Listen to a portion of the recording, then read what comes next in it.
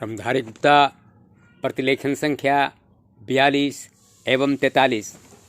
अध्यक्ष महोदय, बहुत कुछ किया है, लेकिन महंगाई बढ़ती जाती है और इस कारण से जो देश की खेती की या किसानों की उन्नति हुई भी है, वह महंगाई के कारण समाप्त हो गई है। तो ऐसी स्थिति में अगर हम किसान को अन्न की उसके पैदावार की कीमत अधिक नहीं देंगे तो हमारे देश का कल्याण नहीं हो सकता है।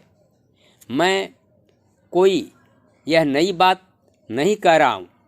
पहले अमेरिका में यही किया गया, जब वहाँ पर खाद्य समस्या के कारण लोग परेशान थे।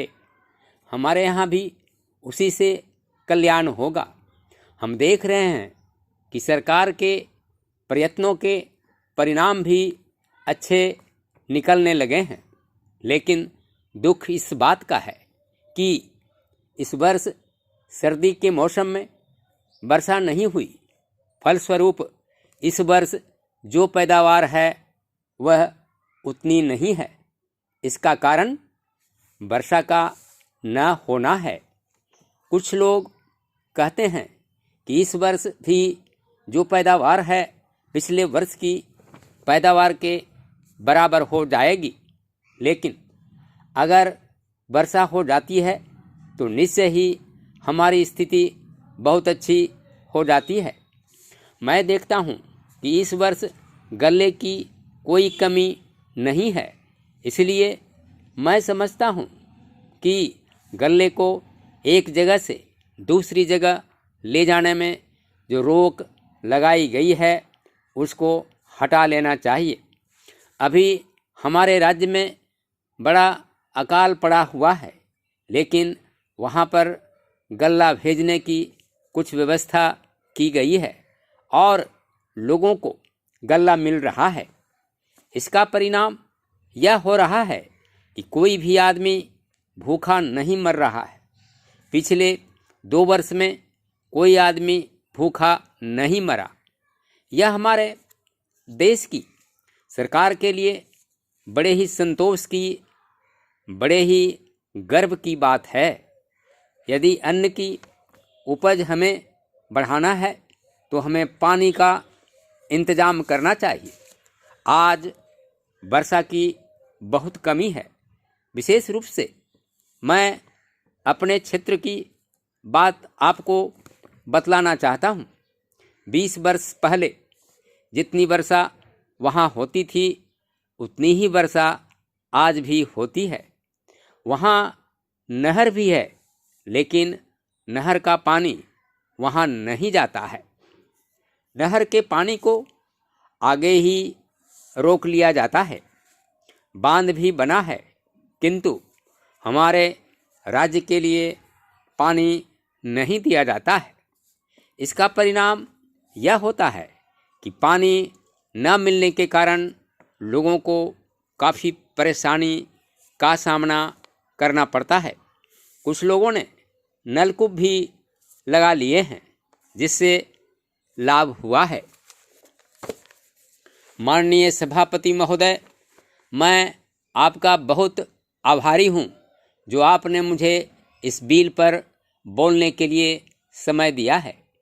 यह जो बिल सहकारिता समिति को एक समिति में भेजने का निश्चय किया गया है, जिस पर कल से बहस हो रही है, उस पर मैं आपके आदेश से कुछ कहना चाहता हूँ।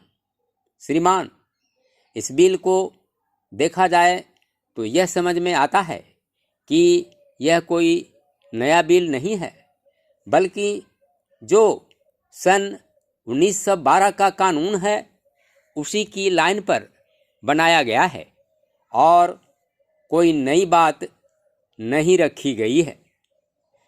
श्रीमान, इसमें सहकारी खेती की बात रखी गई है।